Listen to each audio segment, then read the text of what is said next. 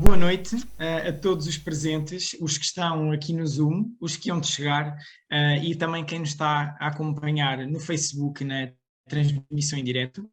O meu nome é Simão Quintas, eu faço parte da Lourambi, da Associação Ambiental para a Defesa do Ambiente do Concelho da Lourinhã, e estou aqui em representação da organização das Jornadas da Biodiversidade, que também são organizadas pela página Biologia Factos. Antes de mais, convidamos todos os presentes a seguirem-nos nas redes sociais, tanto à Lourambi como à Biologia Factos, como também ao florestas.pt, que também está aqui hoje connosco. O tema desta semana é conhecer a nossa floresta. E já desde o quase século XIV até se calhar século XIII, a floresta tem tido aqui várias flutuações na sua utilização, que hoje quase nos sujeitam a dizer que existem poucas áreas naturais no nosso país. Na terça-feira tivemos a oportunidade de ter aqui o Manuel Malva e o Alberto Mesquita a falar sobre o seu projeto de busca do gato bravo, um projeto de fotoarmadilhagem que acabou por dar a conhecer também muita da fauna das terras de Sicó e da Serra da Lousã. Hoje, o que é que nós fizemos? Nós sabíamos da existência da plataforma florestas.pt e já que o tema desta semana era falar sobre as nossas florestas, achámos que faria todo o sentido convidar a florestas.pt a ser nossa parceira das jornadas e desta semana e a ajudar-nos aqui a arranjar qual é que poderia ser um tema adequado para vir também explorar as jornadas de biodiversidade. Na altura falei com a Cristina. Olá Cristina, boa noite, bem-vinda. Olá, boa noite. Obrigado pela disponibilidade. E numa conversa com a Cristina começámos a falar de alguns dos projetos que podiam aqui vir, e tendo em conta que a florestas.pt é também uma plataforma não só de colaboração cidadã, e já lá vamos, mas também de exposição de artigos científicos, acabámos então por arranjar aqui um artigo do projeto, um estudo do projeto Wild Forest, onde está aqui também a Daniela Teixeira. Daniela, olá, boa noite, obrigado pela tua disponibilidade e por estares presente, que mais a seguir nos vai falar então um bocadinho das comunidades de mamíferos em sistemas de produção, em florestas de produção. Antes de mais, passava então a palavra à Cristina, se calhar para nos explicar então um bocadinho o que é o florestas.pt e o que é que as pessoas aí em casa podem vir a conhecer com a vossa plataforma e podem vir também a contribuir no vosso projeto. Ok, muito obrigada, Simão. Queria agradecer a ti, pessoalmente, o convite e o desafio à associação que está por trás da organização destas jornadas, muito interessantes, e aos nossos participantes que numa noite de agosto estão disponíveis para conhecer mais o que enfim, é muito bom. Eu vou partilhar aqui o meu ecrã. Olha, Cristina, enquanto está a partilhar o ecrã, eu senti que a minha apresentação não foi a mais completa, e para todos os que estão aí em casa conhecerem um bocadinho melhor de quem é que é a doutora Cristina Marques. A doutora Cristina é bióloga, tirou formação na FECUL e também um doutoramento em Engenharia Florestal e Biotecnologia pela North Carolina Side University, nos Estados Unidos da América. Hoje em dia, a doutora Cristina trabalha na Raiz, onde ao longo das últimas 3 décadas consolidou várias descobertas relacionadas com o eucalipto. E é por isso hoje também, estando agora também ligada à plataforma florestas.pt, que nos vem falar hoje. Ok, muito obrigada. Ora bem, eu começo. Já estão a ver o meu ecrã, certo, Simão? Sim, já estamos, Sim. Está perfeito. Pronto. Vou aproveitar então, não queria demorar muito tempo, a ver se consigo fazer uma apresentação em 10 minutos. O grande objetivo é dar um lamiré às pessoas do que tipo de informação é que podem encontrar no Florestas e, no fundo, qual é a missão desta plataforma e de que forma é que todos podemos contribuir para que vá ficando cada vez mais rica. Ora bem, next slide. Ok.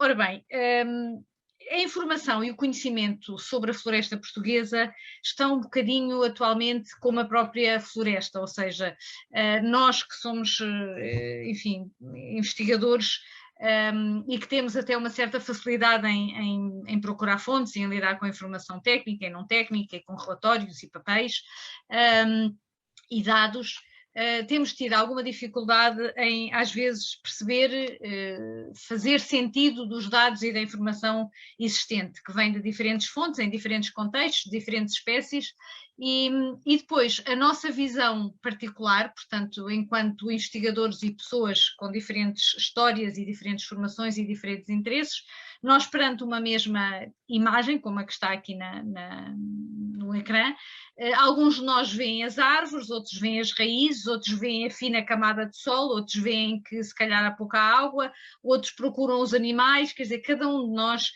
tem visões complementares e faz leituras complementares da realidade e, portanto, o grande objetivo do Florestas é tentar fazer uma ponte entre diferentes interesses, diferentes disciplinas, diferentes contextos, diferentes instituições, portanto, fazer pontos no sentido de partilhar informação que seja reconhecida como fidedigna por todos, que seja informação sobre diferentes espécies, sobre as diferentes espécies da floresta e dos espaços agroflorestais portugueses.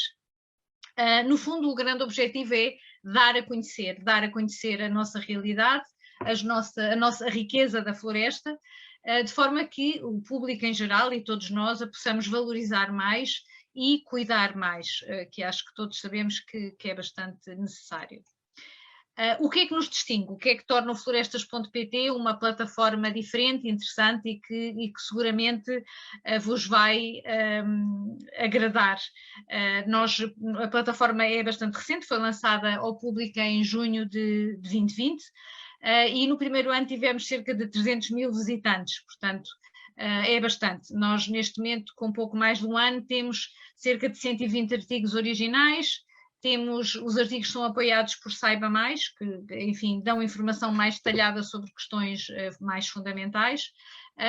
Temos cerca de uma dezena de seminários em vídeo e temos também já bastantes artigos de autor, comentários, artigos de especialistas da academia, que contribuem com informações, muitas vezes informações da atualidade, de temas da atualidade. Ora bem, o Florestas, vocês quando clicarem no menu, eu não vou entrar na plataforma porque perderíamos bastante tempo a navegar lá, mas vocês clicam no menu e vão ter uma página que tem várias áreas temáticas, digamos assim. A área do conhecer, que aborda conhecimento mais técnico, a área do valorizar, que foi um bocadinho inspirada no PowerData, mas nós vamos um bocadinho para além do PowerData porque procuramos contextualizar a informação, e a área descobrir é uma área mais vocacionada para famílias, com programas que no fundo despertam a curiosidade e o interesse sobre vários aspectos relacionados com a floresta. No menu Academia nós convidamos especialistas de diversas instituições a falarem das suas áreas. Como já referi no menu comentário, compilamos artigos de autor. Estes menus são apoiados por um menu de notícias e agenda, por Saiba Mais e por recursos de conhecimento, ou seja, nós elencamos as fontes, que sejam elas livros, sejam documentos históricos, links, outras plataformas, revistas da especialidade, e elencamos também projetos de investigação e desenvolvimento em curso. Tudo isto é apoiado por um glossário e por um motor de busca. Portanto, o nosso objetivo é, no fundo, comunicar conhecimento de uma forma que seja acessível.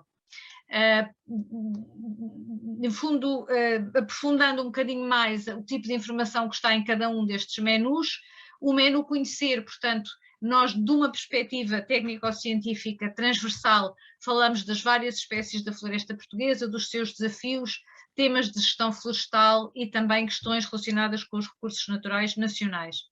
No menu valorizar, falamos da importância socioeconómica do setor florestal, dos seus produtos, serviços, valores regionais, exemplos de inovação, exemplos inspiradores, que no objetivo então é despertar a curiosidade para a sociedade saber mais através de roteiros, de receitas, de árvores com história, enfim, curiosidades, temas relacionados com a floresta. Só para rapidamente vos dar uma noção do tipo de informação que pode aparecer, por exemplo, no menu Conhecer, procuramos complementar os nossos conteúdos com gráficos, infografias fáceis de fácil percepção, por exemplo, como esta que fala, no fundo, da evolução da floresta portuguesa nos últimos 150 anos, evolução por espécie, por grupos de espécies, ou um outro artigo em que falamos, no fundo, da diversidade de produtividade das várias espécies da floresta nacional. Temos também no menu Valorizar informação sobre os valores de exportações de produtos florestais. Todos os nossos conteúdos têm links para as fontes oficiais de informação e, por exemplo, uma evolução do número de apicultores e das colmeias entre 2015 e 2018, portanto, mais uma vez, reforçando uma perspectiva temporal da informação. No menu Descobrir aparecem artigos muito variados, desde, por exemplo, as vagas comestíveis que existem na floresta, até respostas a curiosidades, qual é a árvore mais alta da Europa, por sinal é uma árvore portuguesa. A homepage é dinâmica, se vocês clicarem no link neste momento já não será se calhar esta a informação que lá está, porque nós vamos destacando os artigos mais recentes, os temas de fundo ou temas da academia, destacamos depois nesta barra a verde as notícias mais recentes e depois os artigos comentário e também os eventos logo em baixo. É uma navegação não linear, ou seja, as pessoas vão partindo de uns conteúdos para outros relacionados. Se quiserem ter uma experiência mais linear, têm que ir ao menu e abrir os submenus um a um. Esta plataforma é, no fundo, patrocinada pela Navigator Company, sob coordenação técnico-científica do Raiz, onde eu trabalho. Não é uma plataforma específica de eucalipto, é uma plataforma, como já disse, que fala das várias espécies, dos vários espaços florestais e sistemas agroflorestais nacionais. Nós contamos com o apoio de várias instituições. Neste momento temos cerca de 12 instituições parceiras, mas isto é um trabalho em curso, portanto nós somos ainda muito jovens, estamos a contactar todas as instituições que possam ter algum interesse na floresta para as tornar parceiras. O grande objetivo é elas ajudarem-nos na revisão dos conteúdos, na produção dos conteúdos. Interessa também dizer que qualquer conteúdo que nós publicamos é revisto pelo menos por 6 a 8 pessoas, ou seja, não só a equipa interna, como nós damos sempre os conteúdos a ler aos especialistas na área, especialistas nacionais. No fundo, são quase como artigos publicados em revistas científicas, eles passam efetivamente pelo crivo das pessoas que têm a mão na massa. E, portanto, esta angariação de parceiros ajuda-nos a fazer esse trabalho e também a dar voz e a ampliar, digamos, as mensagens dos vários parceiros e a nossa mensagem também. Qual é a nossa ambição? A nossa ambição é ser uma referência de conhecimento transversal fidedigna. Queremos agregar e disponibilizar informação e conhecimento florestal contextualizado, portanto, na perspectiva temporal, multidisciplinar, também multiespécies, e queremos dinamizar o interesse das pessoas na floresta. Procuramos sempre fontes credíveis de informação, como eu já disse, que citamos nos nossos textos, os links estão nos textos. Procuramos divulgar perspectivas complementares, não só de diferentes fontes que às vezes têm diferentes perspectivas, como de diferentes autores, e fazemos questão de envolver diferentes especialistas, não só especialistas como o público, inclusive nós começámos já a ter recentemente contribuições das pessoas em artigos que vamos incluindo na plataforma, portanto o público já está a interagir connosco.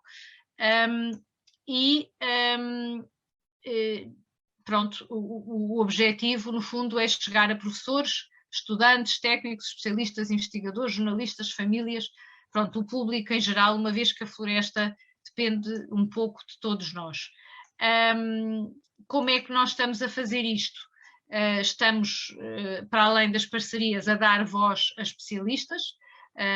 Já temos mais de uma dezena de seminários de cerca de 20 minutos em que diferentes colegas passam as suas mensagens. Temos também estamos a dar voz por escrito a vários especialistas na forma de artigos comentários. São artigos, estes são completamente da responsabilidade dos autores, portanto aí não há edição da nossa parte. Através das notícias e da agenda, destacamos notícias da atualidade, novos documentos, novos recursos, informações relevantes, avanços de conhecimento e depois uma agenda de eventos para as pessoas poderem participar. Como é que todos nós podemos contribuir? Acompanhando a plataforma, não só no site como nas redes sociais. Nós temos também uma newsletter que podem subscrever, é uma newsletter bimensal que no fundo recorda às pessoas de alguns dos temas recentes que a plataforma vem disponibilizando e pronto, e agradecemos o vosso contributo em sugestões, com dúvidas, edições, podem encontrar, já tem acontecido, as pessoas encontrarem erros ou incorreções ou informação incompleta nos nossos textos que nos podem ajudar a completar. Agradecemos também fotografias, curiosidades, sugestões, artigos, agradecemos a divulgação da plataforma, a divulgação dos nossos eventos e também recebemos, obviamente, propostas de divulgação de outros eventos, de outras entidades que ajudamos a divulgar. Todos estes contributos que são feitos em colaboração, nós reconhecemos a autoria, portanto, se forem ao Quem Somos, temos lá uma lista de agradecimentos às entidades, às pessoas que nos ajudam e nos artigos que são escritos em colaboração, também estão sempre lá o nome das pessoas com quem colaboramos. Pronto, muito obrigada por este bocadinho e passaria então a palavra à Daniela, que vai falar de um projeto concreto. Obrigado, Cristina. Excelente. Portanto, deixo aqui também o repto para irem às redes sociais da florestas.pt, meter o vosso gosto e também explorar um bocadinho do que é esta plataforma tão interessante. Então, vou também apresentar a Daniela. A Daniela foi então aqui sugerida pela Cristina e pelo florestas.pt.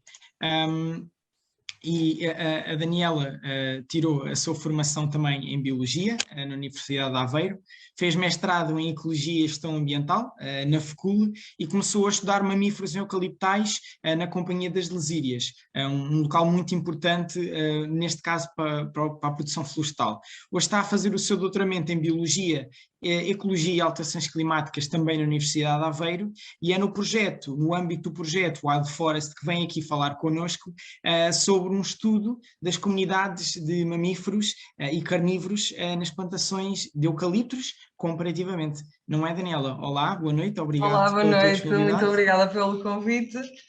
Desde já devo dizer que, pronto, o convite inicial foi para o Miguel Rosalino, contudo, que é ele que tem mais mão neste projeto, que é ele responsável pelo projeto. Contudo, como o Dr. Miguel Rosalino está de férias nesta altura, que toda a gente merece, vim eu em representação do mesmo e espero conseguir representar bem o projeto. Sendo assim, vou tentar partilhar a minha tela. Pedia só que me confirmassem que vem a apresentação, porque eu de momento estou com 2 ecrãs e é só para garantir que estão a ver o ecrã correto. Está perfeito, exatamente. Tá? Ok, fantástico. Então, como o Simão referiu, eu venho então falar do projeto Wild Forest, mais concretamente sobre as comunidades de mamíferos em florestas de produção. Neste caso, devo dizer que existem diferentes definições associadas à palavra florestas e atualmente a Organização das Nações Unidas para a Agricultura e Alimentação define florestas como terrenos com mais de meio hectare, com árvores com mais de 5 metros de altura e cobertura de copa superior a 10%, ou árvores capazes de alcançar estes limiares indecisos. A maior parte das áreas em todo o mundo já são áreas alteradas e já não são áreas completamente naturais. Contudo, a maior parte das áreas protegidas já são insuficientes para manter os níveis de biodiversidade que temos hoje em dia, portanto, achamos que é importante olhar para as áreas produtivas. Pois estas áreas de florestas plantadas estão a aumentar, equivalem a mais de 20 milhões de hectares em todo o mundo e Portugal é uma das regiões do mundo em que tem uma maior área de florestas de produção. São estabelecidas com objetivos comerciais associados, neste caso, em concreto, a produção de madeira, pasta de papel, etc., e tem um papel não conservacionista. Mas, tendo em conta as certificações e os objetivos de certificação atuais, elas também têm que ser olhadas de forma a que a sua gestão seja sustentável e que, de alguma forma, tenha menos impacto possível na conservação das espécies. Sendo assim, há sempre o pressuposto de que a conservação e as paisagens agrícolas e silvícolas não são compatíveis com a conservação, contudo, a conservação de ecossistemas nativos, a conversão, de ecossistemas nativos em agrícolas, silvícolas ou agroflorestais é considerada um dos maiores fatores de ameaça à biodiversidade atualmente. Ou seja, estas áreas são consideradas buracos negros de biodiversidade. Contudo, esta informação pode não ser completamente verdadeira, porque não existe, de facto, informação em todas as áreas. Ou seja, consideram buracos negros, mas só de pressuposto, não é? Porque tem que se fazer estudos primeiro, não é verdade? Existem, de facto, trabalhos que apontam nesse sentido, de que são buracos negros e que os eucaliptos afetam negativamente algumas das espécies. Neste caso, é um estudo relacionado com algumas espécies de carnívoros, quando comparado com ambientes naturais que não o fazem. E muitas das ideias que se tem é que as florestas de produção são nefastas e que são consideradas desertos verdes e que não têm nada. Contudo, em algumas zonas do mundo, nomeadamente no Brasil, já existe uma visão mais alternativa a esta visão mais catastrófica que existe, que eles têm, neste caso, demonstrado que as paisagens agrícolas e silvícolas podem ter um papel não central na conservação, mas, por sua vez, complementar. E, por exemplo, alguns trabalhos feitos em florestas tropicais, neste caso em zonas de plantação, mostram que é possível encontrar espécies, como no caso dessa imagem em cima do lado direito, estamos a ver um puma que está literalmente dentro de uma plantação de eucaliptos. Mas, mais recentemente, houve também um trabalho no Brasil que tentou perceber que tipo de espécies é que ocorrem em ambientes agrícolas e evidenciaram 129 estudos, dos quais detectaram 97 carnívoros silvestres, ou seja, cerca de 40% de todos, que usavam os agrossistemas. E as plantações foram os sistemas em que as espécies suportavam, em que as espécies apareciam, e aparentemente não podemos considerar de facto os agrossistemas desertos verdes, como podemos ver por este trabalho, que o Simão, entretanto, vai partilhar o link, que é um trabalho feito então no Brasil. Contudo, verificamos que nem todas as espécies usam de facto estes sistemas, ou seja, as espécies mais detectadas são de facto espécies não ameaçadas, em que têm um estatuto de conservação pouco preocupante, espécies terrestres, porque naquele tipo de sistemas, como não tem estatuto arbóreo muito desenvolvido, não conseguimos encontrar tão facilmente as outras, espécies de tamanho intermédio e espécies de níveis tróficos mais baixos, como é o caso de, normalmente, espécies generalistas.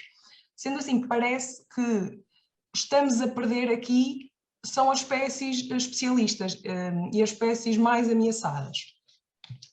Em Portugal já houve alguns trabalhos que mostraram que não são os eucaliptos propriamente ditos, mas sim a estrutura dos eucaliptos que pode influenciar a presença de espécies, e há de facto espécies que já se adaptaram a estas condições. Neste caso são dois dos trabalhos que eu tive a fazer com uma colega minha durante o mestrado e que analisamos a abundância e as densidades de micromamíferos na Companhia das Lesírias, e percebemos que de facto não é o eucalipto propriamente dito que influencia a presença ou a ausência das espécies, mas sim outros fatores. O Simão vai também partilhar os links, caso tenham interesse em ver os artigos. No entanto, existem muitas lacunas, de facto, e não conseguimos perceber quais é que são os processos e os mecanismos. Ou seja, o que é que faz com que algumas espécies consigam usar estes ambientes e outras não? Ou seja, não sabendo isso, é impossível fazer uma gestão sustentável. Ou seja, que tipo de gestão é que nós precisamos de fazer para que as espécies continuem a usar este tipo de ambientes? Neste caso, é uma espécie emblemática no Brasil, que é a anta, já foi registada diversas vezes dentro de eucaliptais, ou seja, O eucaliptal, como é óbvio, não é uma floresta nativa, mas não podemos considerar logo a priori que de facto é um deserto verde, como muita gente diz. E em Portugal existe pouca informação ainda sobre a biodiversidade nos nossos eucaliptais, e foi devido a esse fator que surgiu então o projeto Wild Forest. O projeto Wild Forest visa a conservação da vida silvestre e florestas de produção, qual é que é a necessidade de uma relação bidirecional em paisagens sustentáveis. Este projeto tem dois objetivos principais, que pretende avaliar o potencial das florestas de produção de eucalipto como ferramentas complementares de conservação, ou seja, pretendemos determinar e compreender quais é que são de facto os impactos das florestas de produção de eucalipto na sobrevivência e nos padrões populacionais dos mamíferos e desenvolver estratégias para os minorar. E o segundo grande objetivo é aferir o papel dos mamíferos na manutenção das florestas de produção de eucalipto sustentável, certificadas e funcionais. Ou seja, avaliar de que forma é que, de facto, estes processos ecológicos podem ser compatibilizados com as opções de gestão, por forma a maximizar a biodiversidade em florestas de produção de eucalipto economicamente viáveis. Este projeto conta com parceiros não só nacionais, mas também internacionais, dos quais fazem parte não só a Universidade de Aveiro, que é onde eu me encontro neste momento, mas também o INIAV em Lisboa, bem como a Faculdade de Ciências, também em Lisboa. Os parceiros internacionais são a Universidade de São Paulo, no Brasil, e a Universidade de Melbourne, na Austrália. Este estudo inicialmente tinha a duração de 3 anos, contudo, entretanto, obtivemos mais um ano de duração e vão ser usados como modelos os mamíferos para testar as nossas diferentes hipóteses. E este projeto está dividido então em 6 tarefas. Inicialmente planeamos uma seleção das áreas de estudo e teriam que ser plantações com mais de 20 km² de extensão e que incluíssem também fragmentos de vegetação nativa. Tinham que estar distanciados 10 km entre elas e pretendíamos ter cerca de 8 locais, 4 em zonas mais montanhosas e 4 em zonas mais planas. Tendemos também a avaliar qual é que é a diversidade de estrutura da população residente nos eucaliptais, ou seja, o que é que existe nos eucaliptais, avaliar o estado de saúde dos indivíduos residentes nos eucaliptais, como é que eles se encontram, avaliar as relações tróficas e espaciotemporais das populações residentes nos eucaliptais, ou seja, por que razão é que eles existem, avaliar a estrutura das populações residentes nos eucaliptais de acordo com a gestão e fase do ciclo de produção, ou seja, como podemos garantir essa existência, ou seja, a presença das espécies lá, e por fim pretendemos divulgar e comunicar os resultados do projeto para mostrar às pessoas o que é que existe e por que é que existe. Então, o objetivo de divulgar os nossos resultados é não só para a comunidade científica, mas também para estudantes, para público geral, mas também os stakeholders do setor florestal. Temos também uma página de internet para divulgar o que é que estamos a fazer neste projeto e eu darei o link mais à frente. Este projeto conta também com a participação da The Navigator Company como parceiro, não só pela sua importância, mas também por outras questões, ou seja, para nos podermos ajustar as áreas de estudo com os interesses dos atores florestais em coletar dados em regiões específicas, compatibilizar o tipo de quantidade de informação necessária para responder às questões científicas do projeto com as necessidades de informação biológica dos atores florestais para uma gestão certificada, podermos também rentabilizar esforços e alinhar objetivos e otimizar a gestão logística do projeto, mas também, e um dos mais importantes, é assegurar que a recolha de dados é efetuada de uma forma legal e segura. Sendo assim, a metodologia que foi aplicada durante este projeto foi então a seleção das 8 áreas de estudo. Estas 8 áreas dividiram-se em 2 zonas, a zona este e a zona oeste, e tivemos em conta de ter também uma área, ou seja, das 8 áreas, uma ser nativa, que neste caso escolhemos a Serra da Lousã e a Serra da Malacatra. Dentro das áreas com plantações, pretendemos que tivessem desde plantações mais maduras.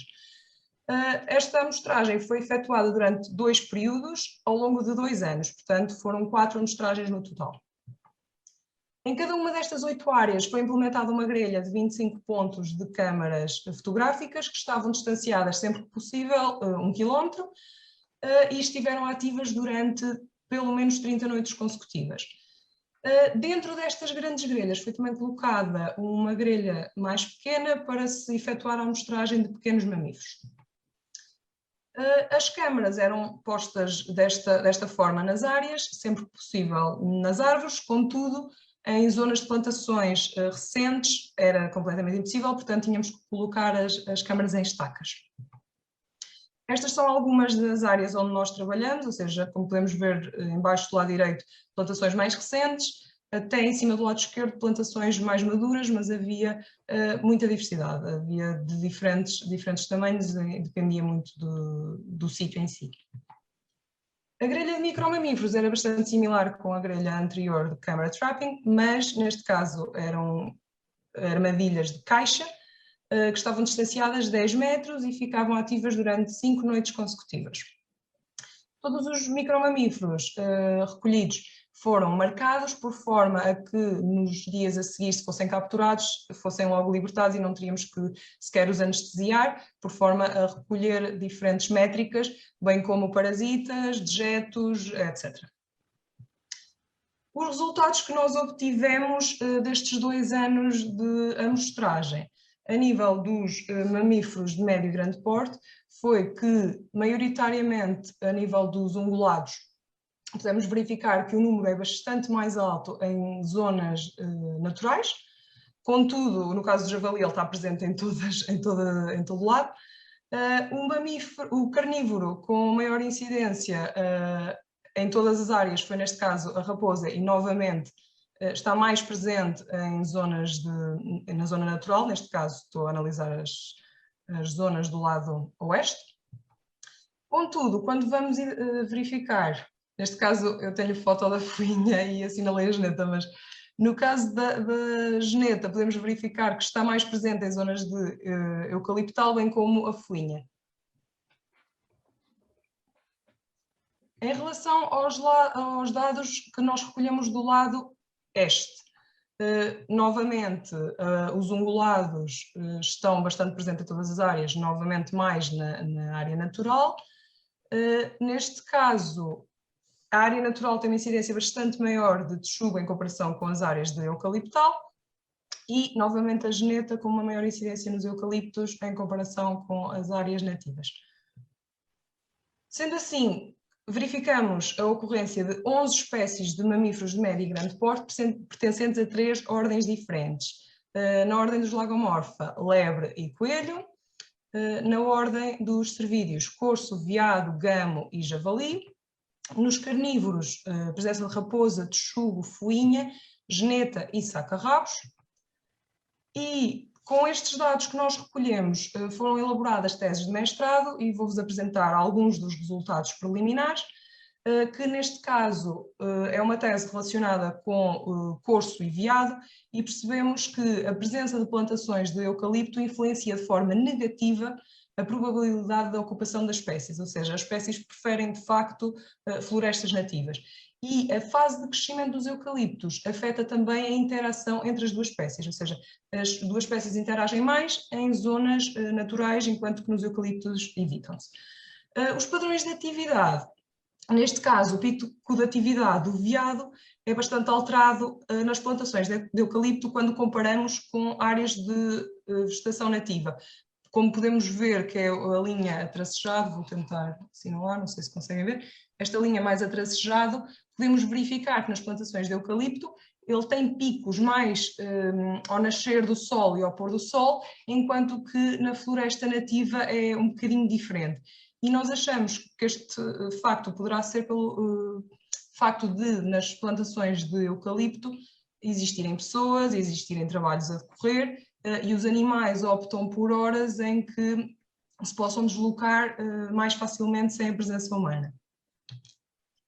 Outro trabalho relacionado com o javali mostra-nos que a probabilidade de ocupação do javali é maior em florestas de coníferas do que em outros ambientes, e neste caso usamos também a floresta de eucalipto como teste, ou seja, eles preferem esta floresta de florestas de coníferas em comparação com as outras, mas não nos diz de facto que eles não gostam das florestas de eucalipto, simplesmente preferem estas.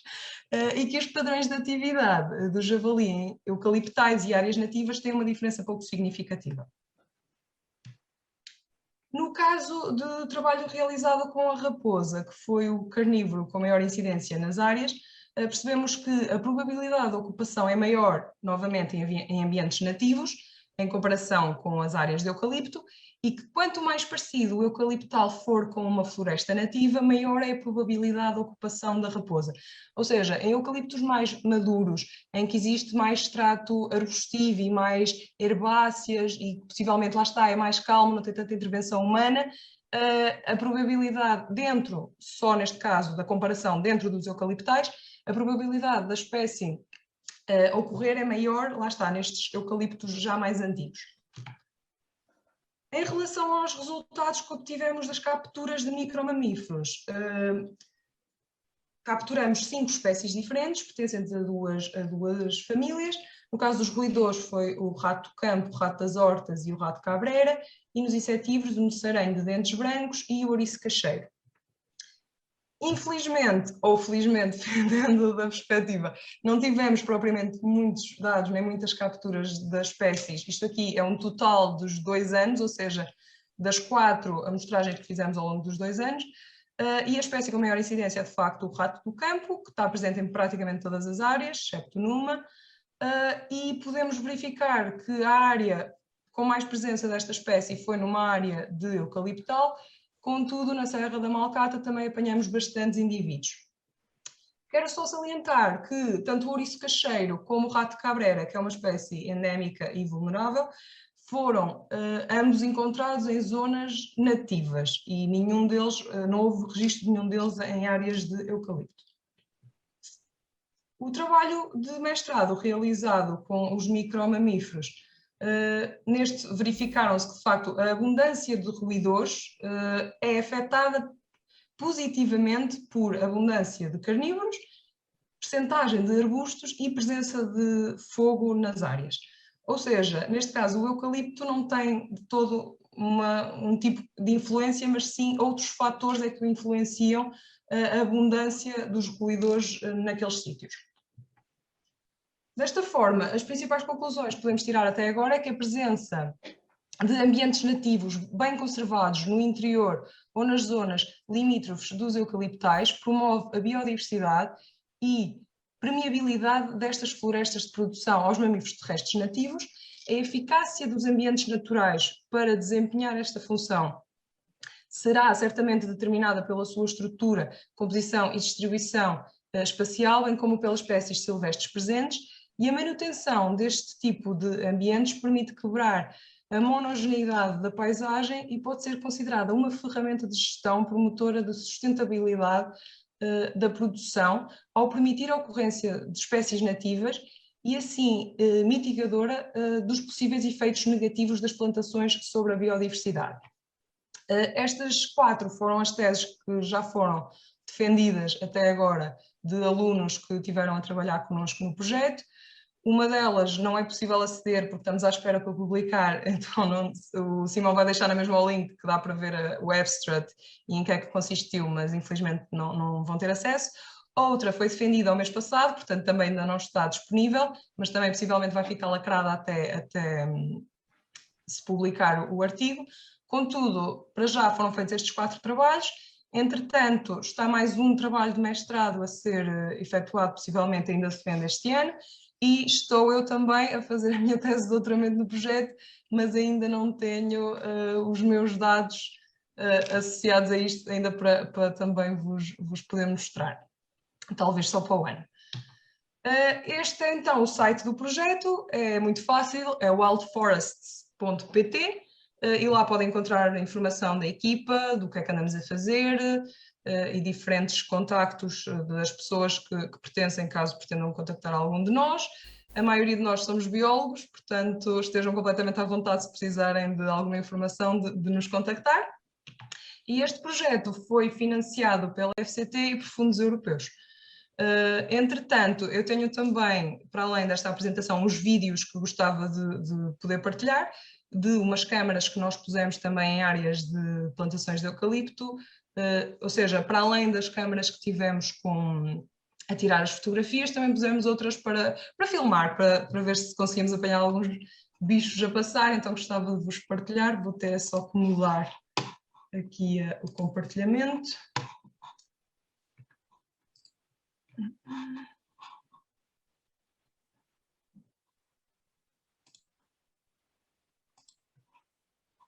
Não sei se eu consigo compartilhar, vou ter que compartilhar possivelmente a tela.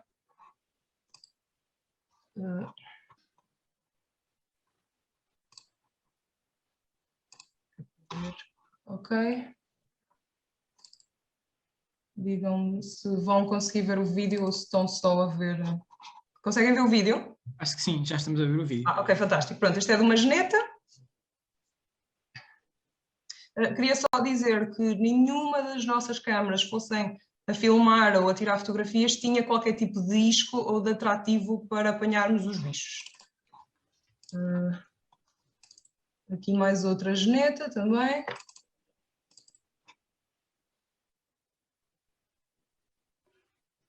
São vídeos bastante curtos, cerca de 20, 30 segundos.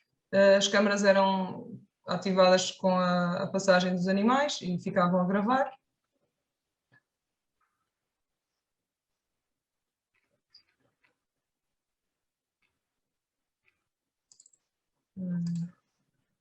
Não sei se querem ver todos, mas também são pequeninos.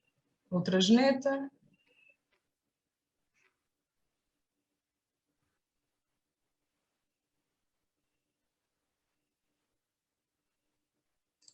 Ela.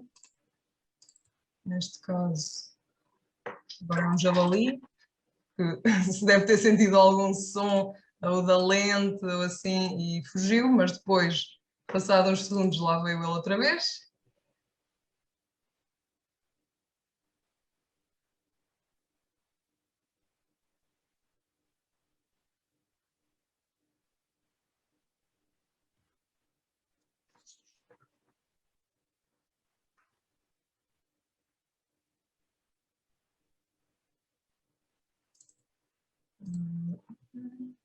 Aqui temos uma fuinha, que passou bastante rápido.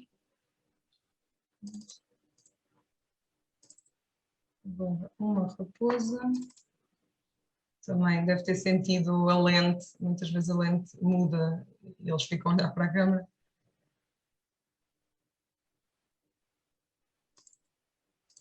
E outra raposa. Esta devia estar possivelmente a caçar ou à procura de algum inseto ou assim.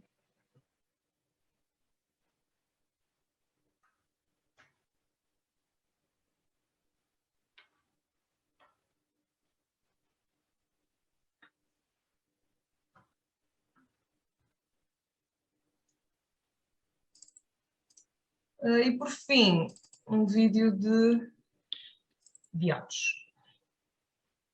Vem a cerva. Faz o que tem a fazer em frente à câmara. E vou andar só um bocadinho para a frente, que este é mais comprido. E entretanto vão aparecer mais. Vem o filhote e o macho.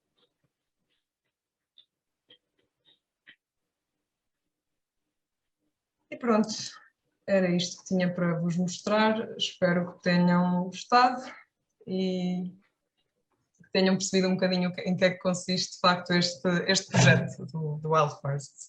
Obrigado, Daniela. Obrigado pela apresentação e também parabéns pelo estudo. Vamos então agora passar aqui para uma altura de perguntas e respostas, portanto, se vocês por acaso tiverem alguma pergunta ou alguma dúvida que queiram tirar, por favor coloquem no bate-papo e nós iremos questionar a Daniela ou a Cristina neste caso. Eu acabei por fazer a primeira pergunta de curiosidade. Qual é que é a vossa hipótese para terem aparecido, por exemplo, mais netas nos eucaliptais do que, por exemplo, tchucos? Não é? Falaste nisso. Nós não fazemos ideia, tanto é que até assumiríamos que fosse ao contrário, visto que as genetas são uma espécie mais arborícola e muitas vezes anda por cima nas árvores, e no caso dos eucaliptos, como eles não têm propriamente ramos tão fortes para aguentar estes animais, e sobretudo porque como são árvores muito altas e os ramos também estão mais acima, possivelmente será essa a justificação, ou seja, possivelmente nas áreas nativas as espécies deslocam-se mais pelos ramos e nos eucaliptos, como não podem fazer isso, se calhar é uma justificação que podemos encontrar para termos mais eventos de geneta nas florestas de eucalipto em comparação com as áreas nativas. Eu quando estava a ouvir, não sou nenhum especialista, mas quando estava a ouvir a tua exposição, pensei que talvez também pudesse ter a ver com a dieta do animal. Não sei se a geneta pode, tendo em conta a sua dieta, encontrar mais facilmente o que quer no eucaliptal do que um texugo. Eu tenho a ideia que o texugo é um bocado mais omnívoro, não é? E a geneta acaba por ser mais carnívora e se calhar para omnívoros Sim, o eucaliptal não serve, não é? Também poderá ser de facto Sim, contudo nós não temos propriamente também muitos dados de consumidores, neste caso, sim, ou seja, claro. foram pouquinhos os que nós conseguimos capturar.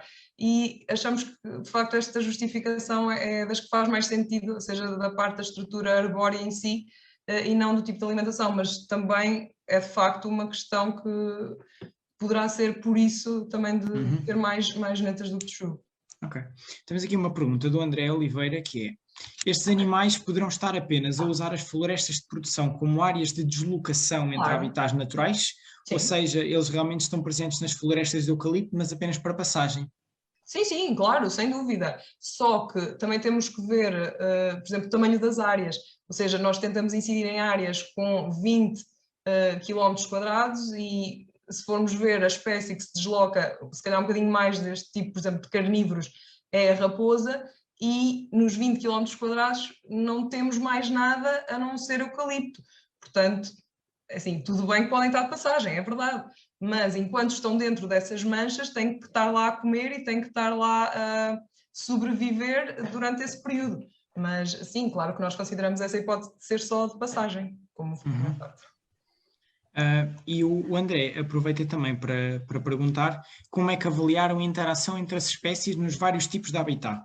É assim, nós para já só ainda avaliamos a interação entre duas espécies, que foram dos cervídeos, que foi a tese que eu referi que defendeu o mês passado, e entretanto ainda não avaliamos, por exemplo, no caso dos carnívoros, porque estamos a tentar para já perceber, ou seja, se era de facto uma tarefa e um objetivo que nós tínhamos inicial do projeto, ok? Contudo, que agora que temos os dados todos recolhidos, agora que temos os dados todos triados, nós estamos a tentar perceber se conseguimos fazer essas tarefas que tínhamos inicialmente proposto no plano.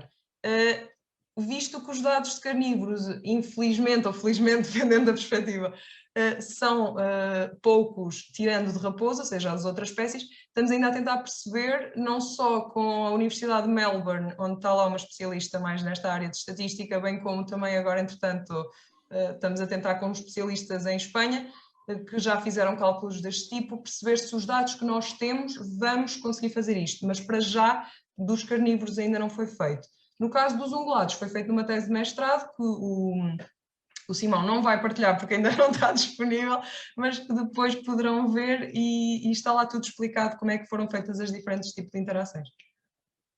Ok. A Cláudia da Costa e Barreto pergunta, e eu até vou mudar um bocadinho a pergunta dela, que é: pensam realizar este estudo em mais alguns sítios, ou seja, em localizações, e pensam realizar outros tipos de estudos, como disseste agora, se calhar, com certeza se os dados são suficientes para certas hipóteses, se têm algo planeado para estudar diferentes hipóteses e perguntas? É assim, este projeto em si tem a duração de 3 anos mais um, que foi o que deram agora, e tinha como objetivo, de facto, Portugal continental e não a região da Madeira, que eu penso que foi essa a pergunta dela, não era também se era a região da Madeira. Contudo, como é óbvio, há outros planos de expandir mais este estudo, porque de facto este estudo foi muito localizado, ou seja, Portugal é muito maior do que estas 8 áreas, temos muito mais áreas de eucalipto para estudar, mas este projeto infelizmente não, como a duração foi, ou seja, é pouca e os meios também são poucos, não deu para fazer muito mais do que isto, mas é sem dúvida sim um objetivo nosso, é fazer estes estudos em outras áreas para termos uma abrangência maior, pelo menos do nosso país, de Portugal, em que temos uma área imensa de eucaliptos e, de facto, perceber-se espécies, há mais espécies. De facto, sim, nós adorávamos fazer isso, mas precisamos também de financiamento e estamos a tentar concorrer a esses tipos de financiamentos europeus e FCT, etc. E vamos ver se tudo correr bem. Gostávamos sim de continuar mais estes estudos, porque nós achamos que, ou seja, nós somos investigadores e nós sabemos que os eucaliptais estão cá e vão continuar cá, não há maneira. E ao menos se nós conseguirmos perceber o que é que se passa e de que maneira é que eles podem ser geridos, de uma forma em que as espécies pelo menos consigam existir lá e sobreviver lá, nós gostávamos de tentar dar o nosso contributo, pelo menos para o setor florestal, para as coisas funcionarem, pelo menos de maneira a que as espécies possam sobreviver e possam desenvolver-se nesse tipo de habitats. Temos aqui um comentário que é, e eu acabo depois também de fazer uma pergunta a seguir ao comentário, que é, mesmo sem qualquer estudo, quem passa muito tempo no campo consegue perceber que nos eucaliptais existe muito menos vida e biodiversidade, mas não deixa de existir, isso é verdade. Eu aproveitava este comentário para fazer uma pergunta hipotética que não tem tanto a ver com o vosso estudo, mas sim com a vossa experiência a nível de ecologia. Sim. Vocês avaliaram mamíferos, que muitas vezes acabam por estar no topo da cadeia trófica, não é? Se vocês tivessem que avaliar outro grupo de animais, outra classe, que não das qualidades dos mamíferos, qual é que vocês acham que era mais interessante avaliar quando queremos saber de biodiversidade? Porque efetivamente a biodiversidade vai muito mais para além dos mamíferos. Claro. E se num próximo estudo vocês tivessem que fazer, qual é que tu achas que era os melhores bioindicadores, digamos assim? É assim, nós neste estudo, infelizmente também não deu, mas nós tentamos avaliar também, ou seja, a parte da dieta dos carnívoros, ou seja, andamos a recolher dejetos para perceber as espécies que os carnívoros consomem em eucaliptais e comparando também novamente com as áreas nativas. E esta tese está a ser executada de momento, estão a ser analisados os dejetos, portanto ainda não tenho nada que vos possa acrescentar sobre isso, mas seria de facto insetos, porque é uma fonte de alimento da maioria dos carnívoros, ou seja, quando não há ratos eles têm que comer frutas, têm que comer insetos, e achamos que insetos seria de facto bastante interessante. Ok, e isso vai agora um bocado de encontro também a pergunta e o comentário do André, que pergunta se vocês recolheram mais dados da paisagem, como por exemplo o subcoberto, as espécies de plantas arbustivas e herbáceas, que podem dar suporte aos micromamíferos e mesmo aos carnívoros omnívoros. Exatamente, sim, nós recolhemos, ou seja, em todos os pontos de câmaras nós recolhemos toda a informação possível da parte do habitat, recolhemos também informação através do COS, sim. Como é que se chama? É o COS. Pois, eu sei a sigla agora. Mas, é a Carta da Ocupação de Solo. Exatamente, Carta da Ocupação de Solo, obrigada. Isto são muitas siglas, depois uma pessoa bloqueia. E recolhemos diferentes tipos de características dos habitats e dos sítios, ou seja, não foi só de facto, ok, as espécies estão lá e comparar só eucaliptal e área nativa, não, entramos com diferentes fatores. Como, por exemplo, no caso dos micromamíferos, até tivemos em conta o facto de ter ocorrido aqueles grandes fogos na Serra da Pampilhosa, que foram neste caso já foram há 3 ou 4 anos, ou seja, quando começamos o estudo tinham sido mais recentes, e até esse facto nós metemos como variável de se poderia ou não influenciar as espécies. Ou seja, sim, nós tivemos em conta bastantes variáveis, bastantes. Ok. Assim, malta, se tiverem mais perguntas e mais questões, aproveitem agora, ou calem-se para sempre, digamos assim. Não, claro que não, mas se tiverem mais perguntas, aproveitem o bate-papo e aproveitem a presença da Cristina e da Daniela. Eu acabava também por introduzir mais aqui uma pergunta que até já vos tinha feito no início, que era, tendo em conta, pronto, nós temos uma situação que necessitamos de florestas de produção para a economia, tanto nacional como mundial. Inclusivamente, já desde há muito tempo, desde a época dos descobrimentos, que nós precisamos de madeira e de formas de conseguir arranjar essa madeira. Mas depois o desafio é como é que nós conseguimos criar uma boa simbiose entre a produção florestal e a biodiversidade associada, que muitos dos casos até, com a perda de biodiversidade, perdemos a função de produção florestal, não é? E o que eu perguntava, tanto à Cristina ou à Daniela, quem me quiser responder, é, tendo em conta a situação florestal que nós temos hoje em Portugal, o que é que nós o que é passível de ser mudado e o que é que tem mesmo que ser mudado, para termos aqui uma melhor simbiose e uma melhor integração dos sistemas florestais na nossa paisagem. Porque o que eu sinto, eu acho que o que todos sentimos é que se calhar temos alguma falha de ordenamento do território e de estratégia no que é que plantamos e onde, não é? E na vossa opinião e na vossa experiência, o que é que pode ser mudado para conseguir conciliar estes dois fatores?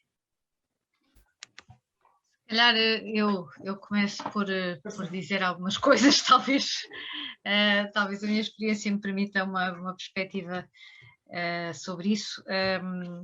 Eu também, enfim, esqueci-me de dizer uma coisa que aproveito para dizer agora, é que a plataforma enfim, esqueci-me de falar da equipa que está por trás da plataforma.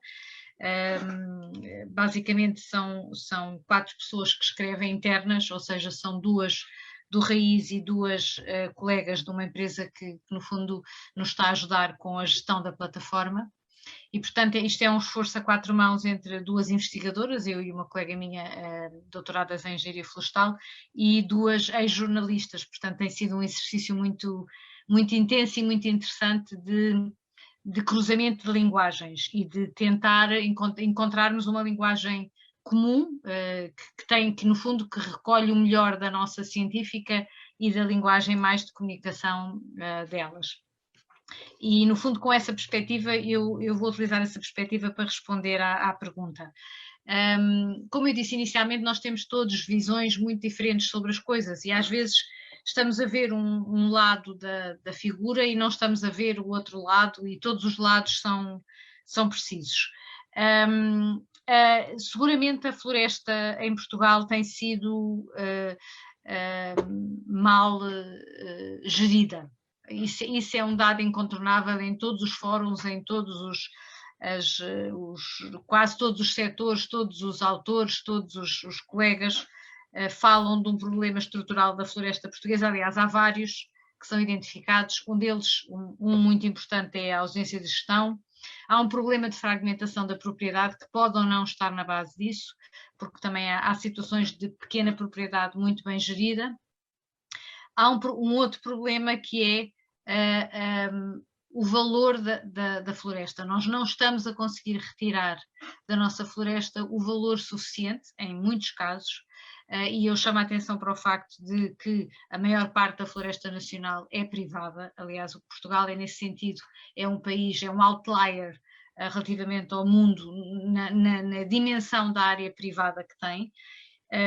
Isso pode não ser assim tão bom, porque nós temos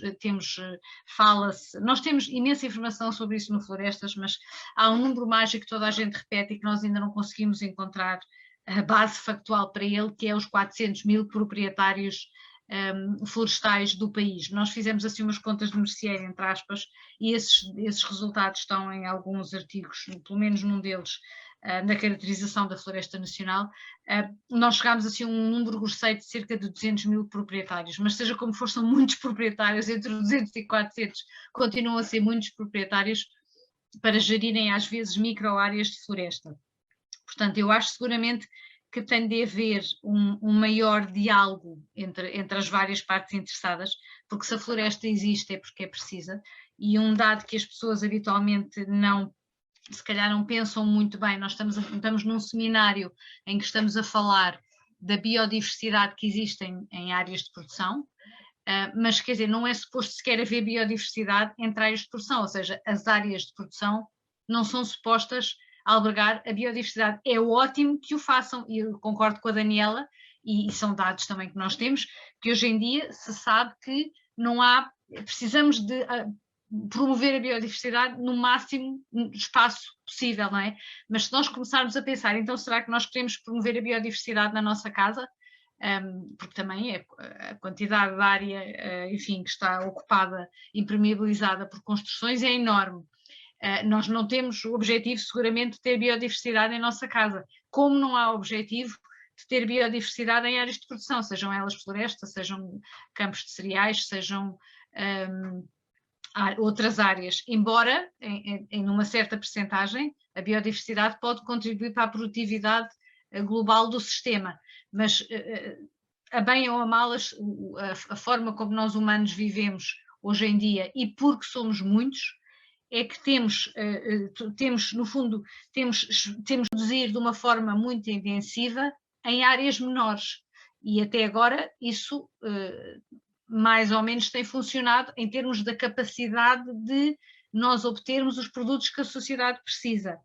Eu chamo a atenção de um dado, eu não me recordo, este dado foi divulgado pela Poirri, uma empresa de consultoria, são dados de 2013, e eles faziam a análise de que nós, em termos da área florestal mundial, tínhamos 4% de florestas plantadas no mundo. Portanto, todas as áreas de floresta do mundo, 4% são florestas plantadas para a produção de, portanto, florestas de produção.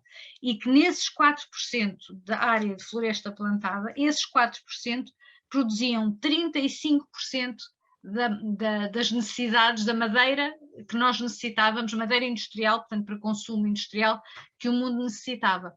Ou seja, com as contas de merceeiro, se nós tivéssemos 8, 12% da área de florestas no mundo como floresta de produção, nós conseguiríamos dar resposta às necessidades de madeira. E, portanto, floresta de produção bem gerida, gerida de forma responsável, sustentável, etc, etc. Portanto, gerida de forma a que não depaupere os recursos naturais, não é?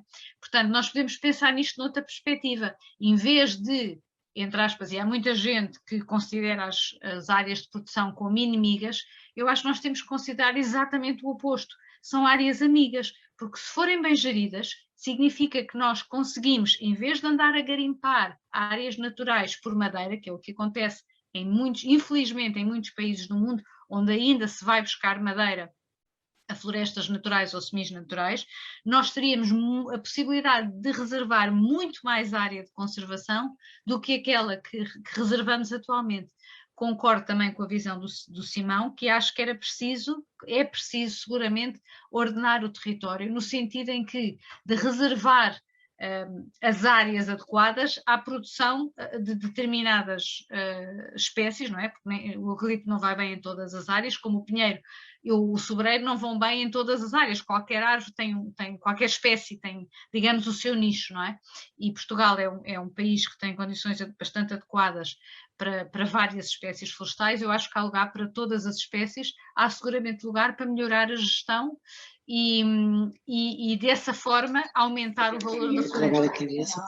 Ao aumentar o valor da floresta, nós conseguimos, é um ciclo vicioso, conseguimos maior gestão também, melhorar a gestão e muito mais coisas, não é? Melhorar a produtividade, melhorar o valor, no fundo, que estamos a retirar da floresta. Ok, obrigado, Cristina. Daniel, não sei se queres acrescentar mais alguma coisa.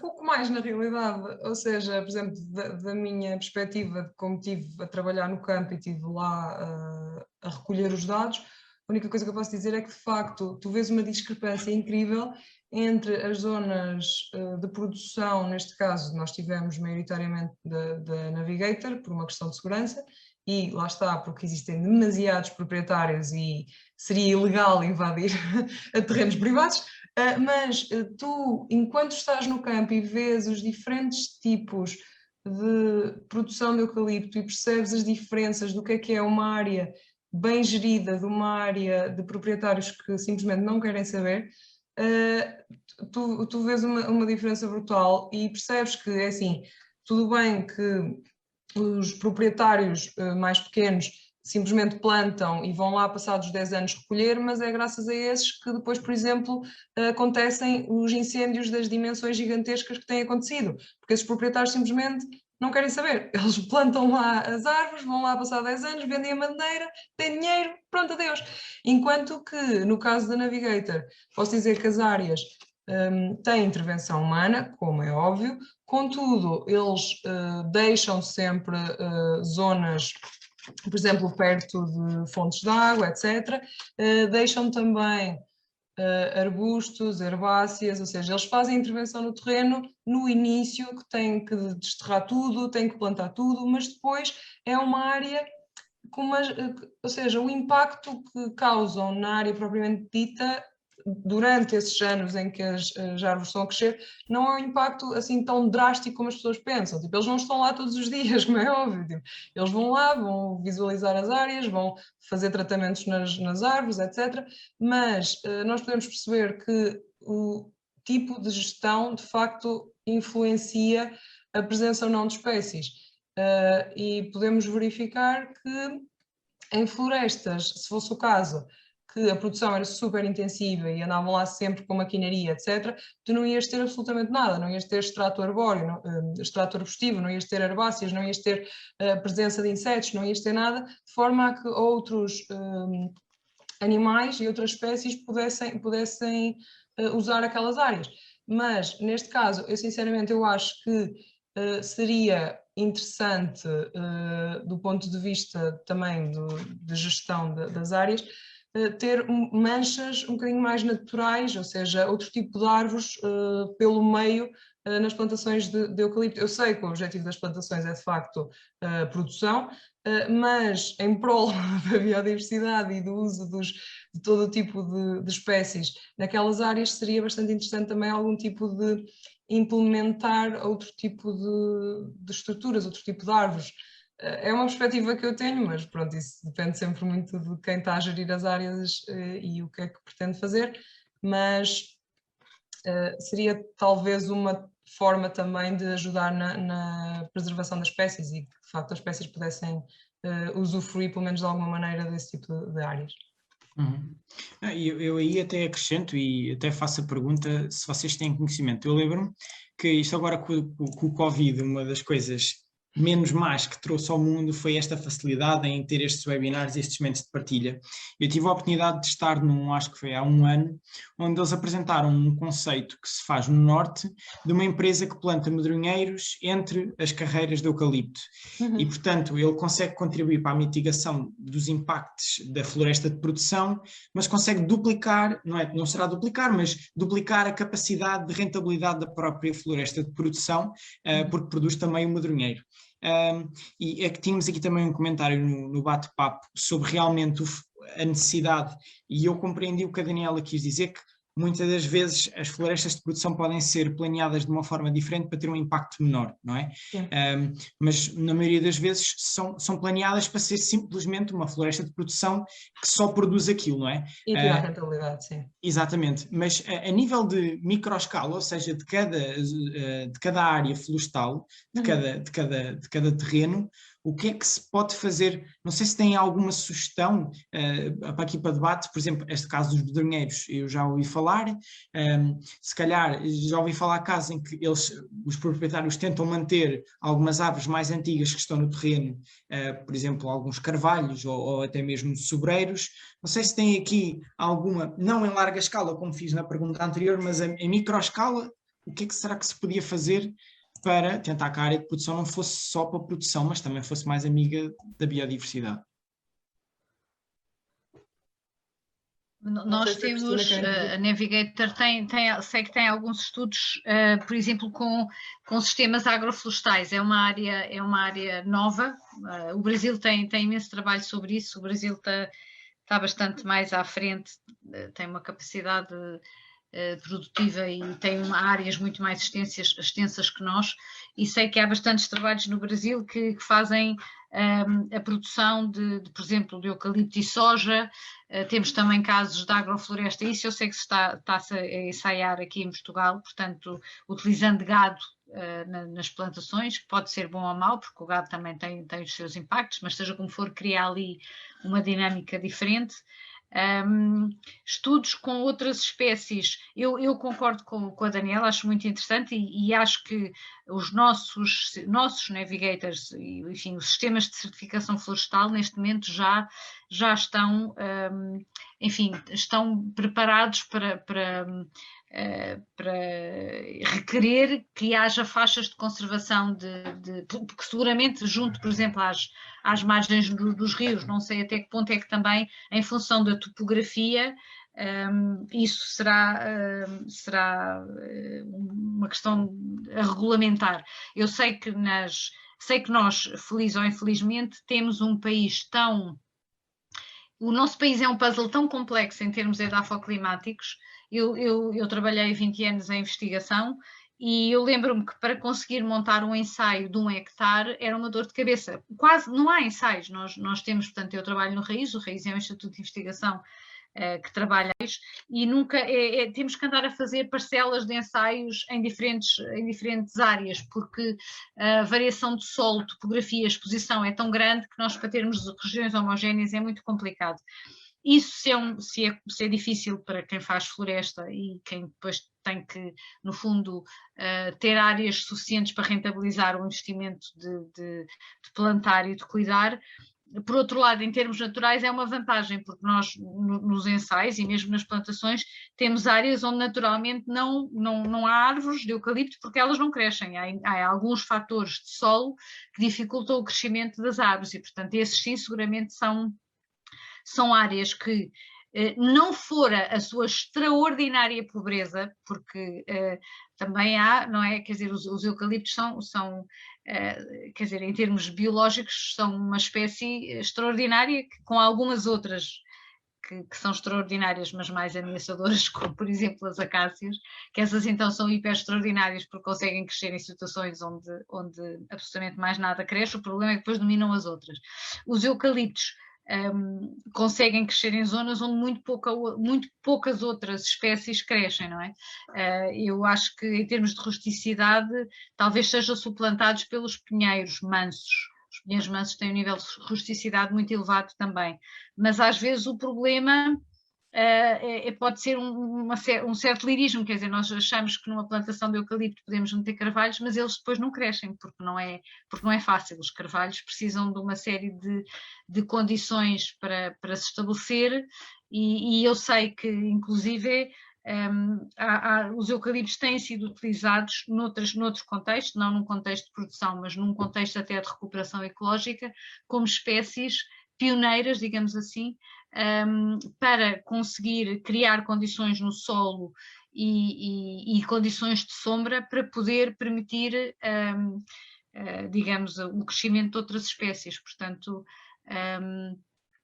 eu acho que é preciso mapear realmente o território e perceber em que zonas é que se consegue criar esses chamados corredores ecológicos, não é? Que eu acho que realmente são muito importantes. Concordo que são importantes. Agora, eu acho que as pessoas também não devem pensar, embora certas regiões do país de facto haja uma plantação muito intensa de eucaliptos e feliz ou infelizmente ela ocorre às vezes nas autoestradas, então na A1, que é a autoestrada talvez mais percorrida no nosso país, é aquela que em determinadas zonas tem mais eucaliptos, mas quer dizer, o país não é A1. Nós temos no país, em termos de área territorial, temos cerca de, se não estou em erro, algo como 9% do território está ocupado com eucaliptos. O que também não é, ou seja, a área de conservação é muitíssimo superior, a área de floresta de conservação é muitíssimo superior a essa área. E importa também dizer que nós eu estou a falar como colaboradora da Navigator, temos sempre muitos ataques em relação ao eucalipto. Eu acho que às vezes as pessoas também podiam quer dizer, todos nós gostamos muito de criticar e é muito mais fácil dizer o que está mal do que fazer bem outras coisas. Eu tenho aprendido muita coisa com esta experiência do florestas.pt e uma coisa que me entristece extraordinariamente, por exemplo, é o estado das áreas de conservação do nosso país. Portanto, áreas que estão dedicadas à conservação, muitas delas estão abandonadas, estão invadidas, e isso para mim é um problema, isso para mim sim é um problema, quer dizer, nós temos muita área de conservação já classificada no nosso país e temos muita área que está mal gerida e que está abandonada e esse sim é um problema. Portanto, uma floresta de eucaliptos bem gerida num local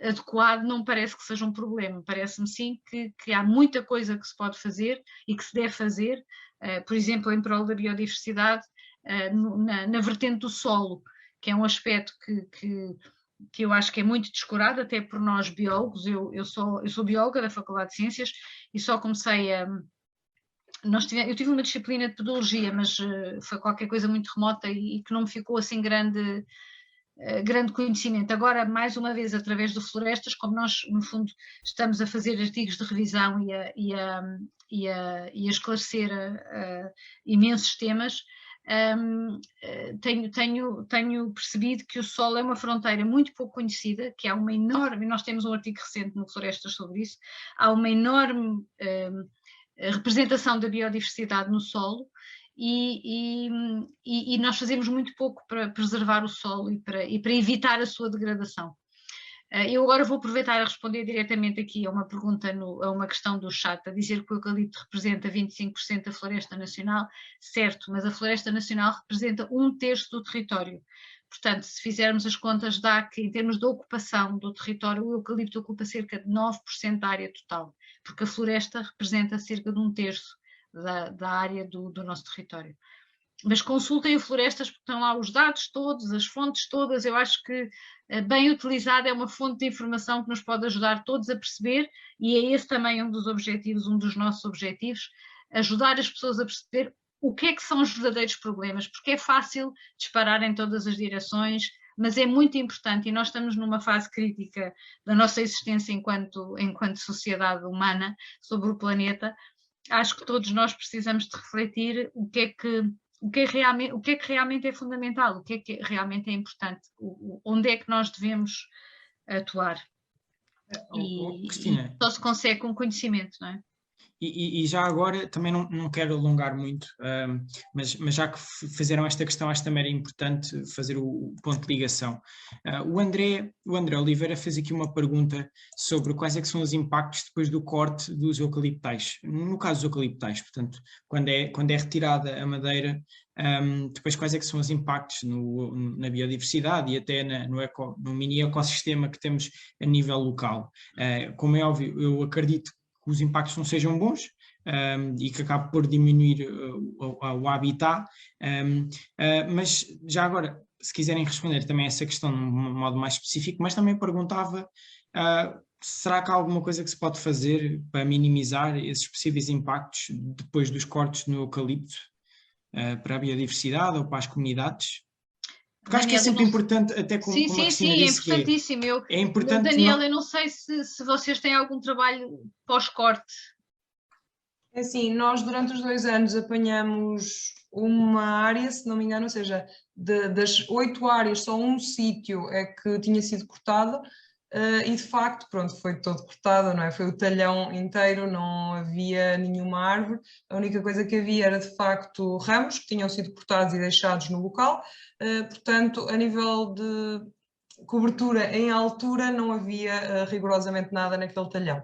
Contudo, nós pusemos na mesma uma câmara, porque era um dos nossos pontos iniciais, e registamos, pronto, passagem na mesma, neste caso foi de Raposa, se não me engano, mas tirando isso não apanhamos praticamente nada, e foi de facto passagem porque o talhão inteiro tinha sido completamente cortado e não havia mesmo nada, não havia esconderijos, não havia proteção, não havia rigorosamente nada naquele talhão.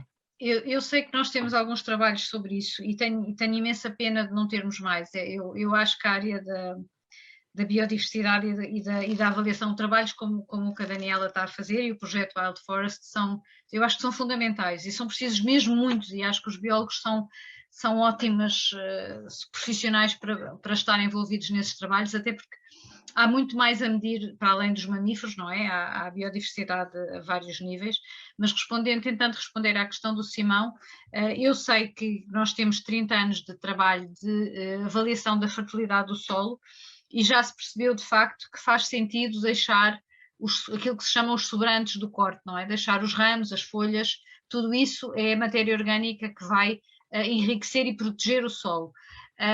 A outra das coisas que também temos estado a trabalhar com bons resultados vocês sabem que o eucalipto rebenta de toiça, não é? Portanto, ele é cortado, mas ele não se mexe no solo, pelo menos durante 2 ou 3 cortes não se mexe no solo, não se mobiliza o solo, portanto o solo é preservado, a estrutura do solo, a árvore rebenta e depois faz-se uma gestão das toiças, não é? Dos rebentos, tem que se fazer ali um desbaste para não ter, digamos, arbustos, para ter depois árvores com um fuste adequado, faz-se ali uma operação de gestão. Mas, portanto, ou seja, se nós considerarmos que uma rotação em média são 12 anos, nós temos pelo menos 26 anos em que o solo não é mobilizado. Isso comparado com uma cultura agrícola representa um grande esforço uma possibilidade, digamos, de preservar pelo menos aquela biodiversidade a nível do solo. Em termos da gestão à escala da paisagem, o que se está a tentar fazer é trabalhar em termos de mosaicos, portanto, não se cortar umas extensões muito grandes, nem se plantar áreas demasiado grandes, tudo ao mesmo tempo, não é? E como eu estava a dizer há bocado, o nosso país, com a diversidade de topografia e de climas e de propriedades que tem, é quase natural que as coisas existam em mosaico, porque há diferentes proprietários, há diferentes características em termos de terreno, e portanto se nós formos desenvolvendo este trabalho de plantação em mosaico, de forma a que, ok, cortamos um talhão, mas o talhão do lado ainda está a meio da rotação, o outro está no início, isto mesmo em termos de gestão de fogo é bastante interessante, porque cria uma descontinuidade na paisagem. Pronto, portanto, é verdade que todas as áreas de produção são ameaças à biodiversidade. Eu acho que devemos estar todos preocupados com isso. Eu, pessoalmente, como bióloga, já há muitos anos que estou preocupada com um tema que ninguém fala, que é a questão da população, não é? Eu acho que o problema não são as áreas de produção, o problema é que elas existem, porque, aliás, eu recomendo-vos um seminário extraordinário do Henrique Pereira dos Santos, que está gravado no Florestas, é o primeiro, tem que descer na página e ir ouvir o Henrique Pereira dos Santos, são 20 e poucos minutos, e basicamente o que ele diz é que o que nós comemos e consumimos é isso que determina a paisagem, não é? Portanto, nós não podemos estar a dizer, epá, há muitos eucaliptos, há muitos frutos vermelhos, epá, nós comemos, nós, humanos, não é? Portanto, eu acho que o problema é que nós temos que ponderar o nosso nível de vida, até que ponto é que conseguimos manter o nível de consumo que temos, e 2, quantas pessoas é que o planeta realmente pode ter, não é? Porque o planeta é a nossa casa, nós não podemos, nós quando fazemos uma festa sabemos, epá, eu consigo convidar 10 pessoas, 15 pessoas, 30 pessoas, dependendo do tamanho da minha casa. A casa não cresce, e nós basicamente estamos a viver com uma porta aberta, epá, entram e consumam tudo o que quiserem, como quiserem, e depois claro que isto estoura, quer dizer, é óbvio. E eu não percebo é porque é que ninguém fala disso, fala-se de imensas coisas, mas ninguém está a ir à raiz do problema, e se ninguém ataca a raiz do problema, ele vai continuar, isso é segurinho. Depois vai ser a natureza que nos vai pôr no lugar, que também já está a fazê-lo. E portanto, acho que isso é um problema fundamental que nós temos que pensar.